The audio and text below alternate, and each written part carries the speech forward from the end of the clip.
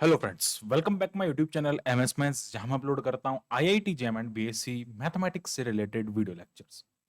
So in this video I will explain the types of function.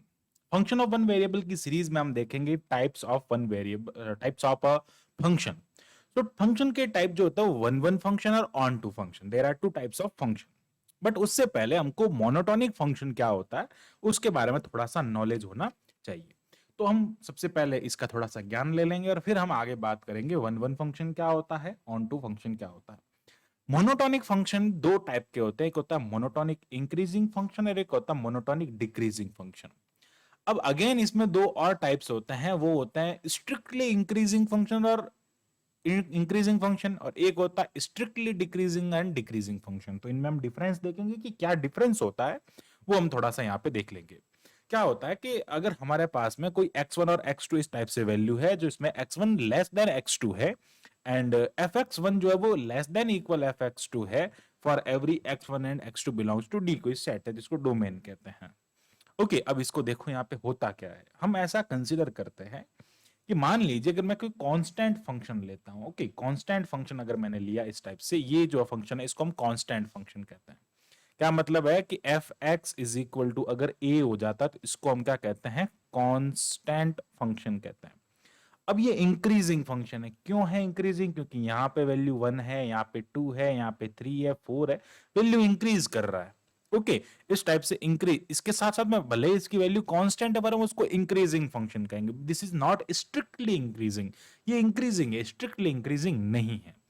अब अगर मैं इसको ऐसे कह देता हूं कि यहां पे ये जो वैल्यू है वो अगर ऐसा कह दूं कि y इज इक्वल टू, अगर ऐसा आ जाए आपके पास में y is equal to x, या फिर F X is equal to X, अगर मैं कह दूं F X is equal to X, अगर आपके पास में कोई लाइन है, तो ये जो लाइन है इसमें क्या हो रहा है, 1 पे आपको 1 वैल्यू मिल रहा है, ओके, 2 पे आपको 2 वैल्यू मिल रहा है, 3 पे आपको 3 मिल रहा है। तो मतलब क्या हुआ, वो स्ट्रिक्टली इंक्रीजिंग है। इसको क्या कहेंगे, स्ट्रिक्टली इंक्रीजिंग।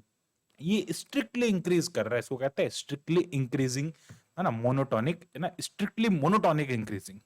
ओके, फिर बात करते हैं मोनोटोनिक डिक्रीजिंग के बारे में। अब बात करते हैं मोनोटोनिकली डिक्रीजिंग में।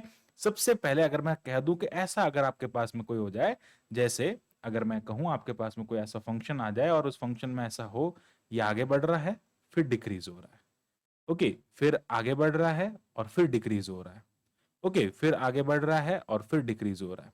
अगर ऐसा कोई फंक्शन है आपके पास में, तो हम उसको क्या कहेंगे, डिक्रीजिंग फंक्शन कहेंगे। So this is called decreasing function.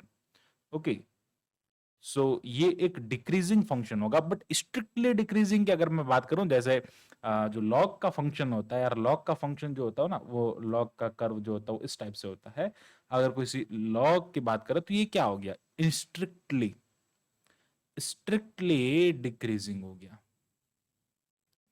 इस टाइप से हम इसको क्या कह सकते हैं, this is strictly decreasing function. मतलब एकदम से जो डिक्रीज हो रहा है स्ट्रिक्टली डिक्रीजिंग, एकदम से इंक्रीज हो रहा है स्ट्रिक्टली इंक्रीजिंग। तो ये monotonic increasing and monotonic decreasing के लिए आपको थोड़ा सा नॉलेज होना चाहिए। सो अब हम बात करते हैं वन वन फंक्शन के बारे में। वन वन फंक्शन क्या होता है कि अगर मैं कहूं यहाँ पे कि एक कोई फंक्शन है जो कि डी टू आर इसमें डिफाइंड है, is called a one one function. If x1 not equals to x2, अगर कोई दो फंक्शन है, सॉरी दो पॉइंट है और उन दोनों पॉइंट पे फंक्शन की वैल्यू इक्वल नहीं है, तो हम क्या कहेंगे, that is a monotonically, sorry that is a one one function. Okay, so अब हम बात करते हैं वन वन फंक्शन के बारे में। तो वन वन फंक्शन का मतलब क्या होता है कि F D to R is called one one function where x1 not is equal to x2, therefore x function of x1 not equals to function of x2। मतलब क्या हुआ कि कर्व के ऐसे दो पॉइंट है जिन पे फंक्शन की वैल्यू इक्वल नहीं, वो दोनों पॉइंट्स भी इक्वल नहीं है और फंक्शन की वैल्यू भी इक्वल नहीं है, that is known as one one function. So यहाँ पे कुछ रिजल्ट है, और पहले चलो इसको, इस कंसेप्ट को क्लियर करते हैं फिर हम आगे थोड़ा बढ़ते हैं। तो अगर हमारे पास में ऐसा कोई फंक्शन है, जैसे हम कहते हैं साइन एक्स कोई एक ऐसा फंक्शन है जिसमें दो पॉइंट आपको गिवन है, x1 is equal to pi and x2 is equal to 2 pi. So यहाँ पे x1 not equals to x2 है, और अगर मैं यहाँ पे f x1 पुट करता हूं, या इट मींस साइन x1 जो होगा यानी कि एफ पाई यानी कि साइन पाई जो होगा यार उसकी वैल्यू आपको क्या मिलती है, 0 मिलती है। साइन पाई की वैल्यू आपको क्या मिल गई यहाँ पे, 0। अब इस कंडीशन में यहाँ पे साइन पाई 0 हो गया। अब बात करते हैं 2 पाई। अब क्या होगा कि यहाँ पे अगर आपके पास में वे जो 2 पाई है अगर वो मैं यहाँ पे पुट करूं तो 2 पाई पुट करने पे ये क्या हो जाएगा, साइन 2 पाई हो जाएगा, दैट इज आल्सो 0। तो मतलब क्या हो रहा है कि F x one is equal to f x two आ रहा है, मतलब this is not a one one function. ये एक वन वन फंक्शन नहीं होगा because of that different point पे फंक्शन की वैल्यू जो है वो इक्वल आ रही है। इसलिए हम क्या कहेंगे कि ये एक वन वन फंक्शन नहीं है। Because of that the definition of one one function that is the value of function is not equals to different points. Okay, the function की वैल्यू जो है डिफरेंट पॉइंट पे इक्वल नहीं होनी चाहिए। तो इस टाइप से हम इसको थोड़ा समझ सकते हैं। अब इसके कुछ नोट पॉइंट की बात करते हैं। तो नोट पॉइंट हमारे पास में क्या है, मोनोटोनिक फंक्शन जो होता है, अभी हमने डिस्कस किया, वो वन वन फंक्शन होते हैं। मोनोटोनिक फंक्शन जो होता है वो वन वन फंक्शन होता है और नॉन मोनोटोनिक जो होता है वो नॉट वन वन फंक्शन नहीं होता है।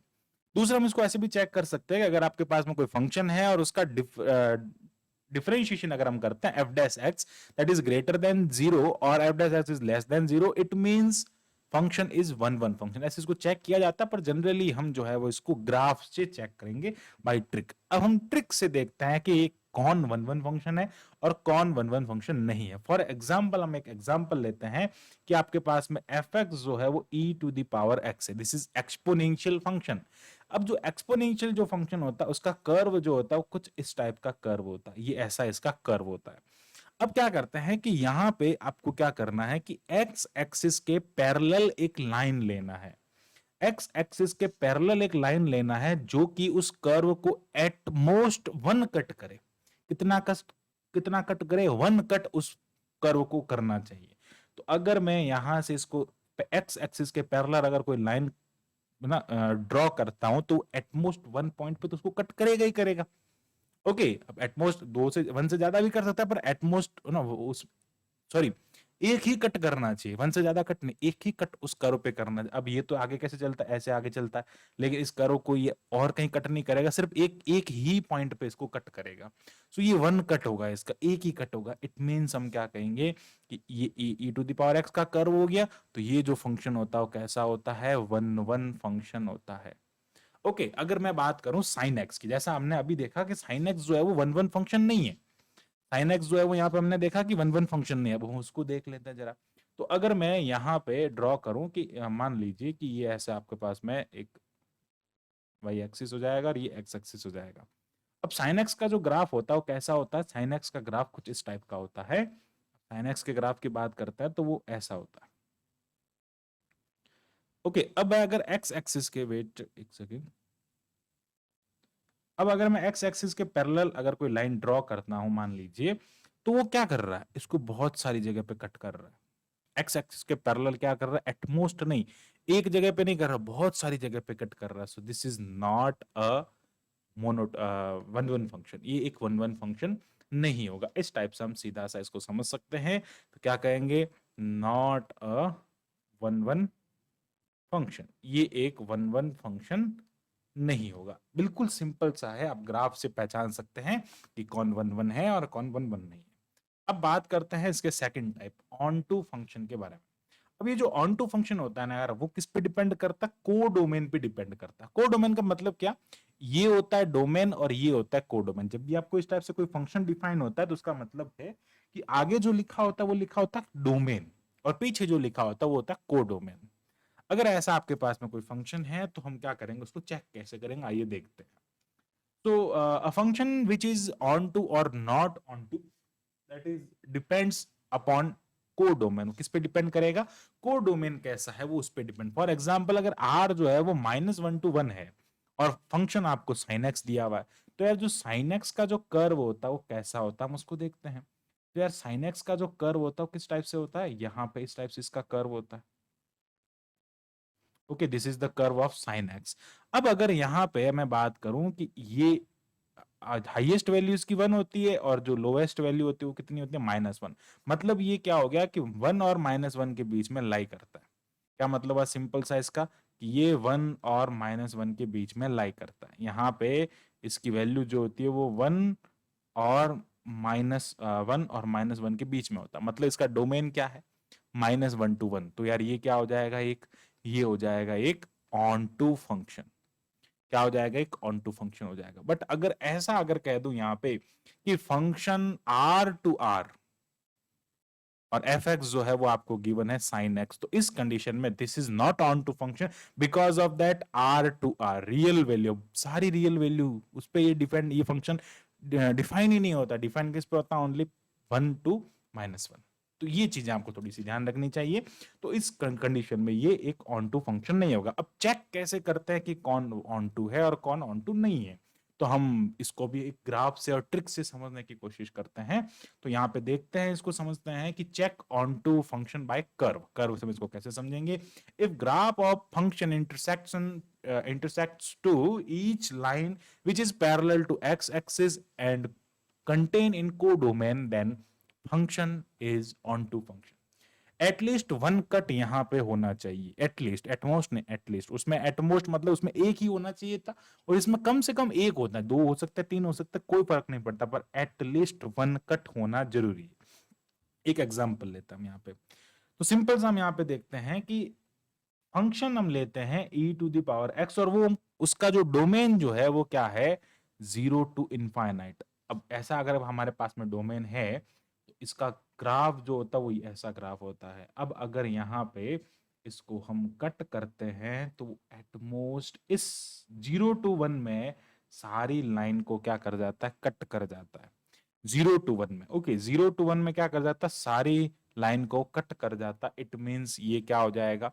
ओके ये ना, ये आगे ऐसे चलेगा, सारी लाइन को है ना, आगे आगे चलता चलता एक्चुअली क्या होता है? इनफाइनाइट पे है ना, ये जाके 0 पे मिलता है, इसलिए हम इसको क्या करते हैं? इनफाइनाइट तक कंसीडर करते हैं। तो सारी लाइन पे कट कर रहा है। अब क्या कर रहा है? एटमोस्ट 1। अब इस डोमेन में बात कर रहे हैं तो ये क्या हो जाएगा?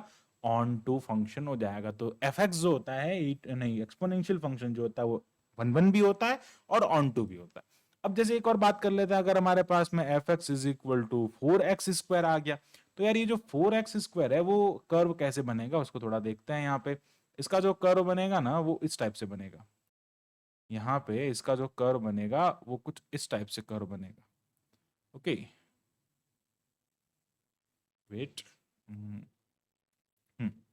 इसका जो कर्व बनेगा वो ऐसा कर्व बनेगा, यानी कि इधर से ये ऐसा हो जाएगा और इधर से भी ऐसा हो जाएगा। तो इस कर्व में अब जो हमको रेंज दी है, जो क्या हो जाएगा? फंक्शन डिफाइन है 0 to इनफाइनाइट, तो आर तो ये हो जाएगा, चलो ठीक है। और 0 to इनफाइनाइट मतलब ये, अब 0 तो यहाँ पे है और इनफाइनाइट यहाँ कहीं होगा। तो देखिए अगर मैं इसमें इसको कट करता हूं यहां से, तो देखिए ये तो कट कर रहा है लेकिन ये वाली लाइन कट नहीं कर रही है। क्या मीनिंग हुआ इसका? इसका सीधा सा मीनिंग ये है कि this is not onto function. Because of that इसमें एक लाइन सारी हो गया ना, each line of parallel to X axis, सारी लाइन जो है वो उसको एक्स एक्सिस के पैरेलल जितनी भी लाइन है उसको कट नहीं कर रही है। So that means that is not onto function. तो ये इसका सीधा सा कंसेप्ट है। आई होप आपको पूरा टॉपिक जो है वो अच्छे से क्लियर होगा, जिसमें हमने टाइप्स ऑफ फंक्शन के बारे में डिस्कस किया। So thanks for watching this video, keep watching MS Maths and subscribe the channel MS Maths।